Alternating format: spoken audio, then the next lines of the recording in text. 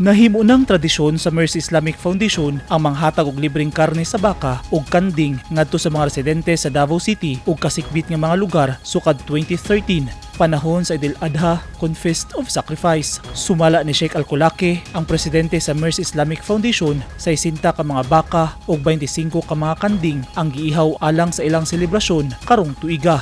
Sacrificial meat ang ilang tawag niini.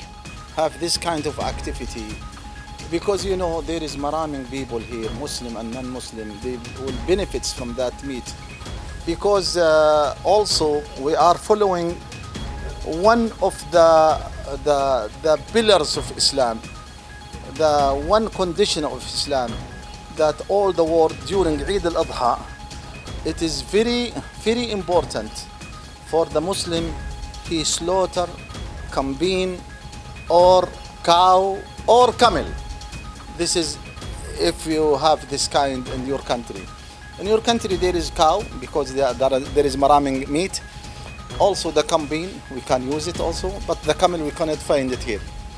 Anyhow, there is maraming people, as you know. Some of them, wallahi my brother, by Allah, by God, they don't eat meat. From year to year they eating meat. All the time, konti, small sardine, small manok, the foot of manok, and when the meat is coming, we give it to different places here in Davao, and outside Davao also. Kaganihang buntag, libuan ka mga Muslim ang nagtapok sa Roas Avenue sa Davao City alang sa ilang community prayer. Gisundan og sermon kalabot sa pagsakripisyo dayon ang pag-ihaw sa baka ug kanding. To let the people to join us our happiness in this Eid. As you see today, more than 10,000 persons attend the prayer for Eid in Rojas in Davao. Now this is the time to slaughter this one.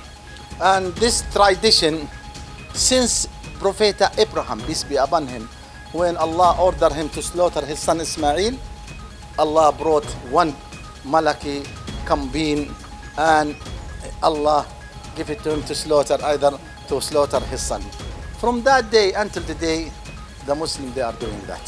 Gipasalig sa Mercy Islamic Foundation nga daghan ang makabenepisyo sa sacrificial meat distribution karong Eid'l Adha, dili lamang mga Muslim apan lakip na mga Katoliko apil sa pangapuran. Ang Eid'l Adha ang ikaduha sa pinakadako nga selebrasyon sa relihiyong Islam. Eugene Hinutan, Newsline Philippines. Stay safe.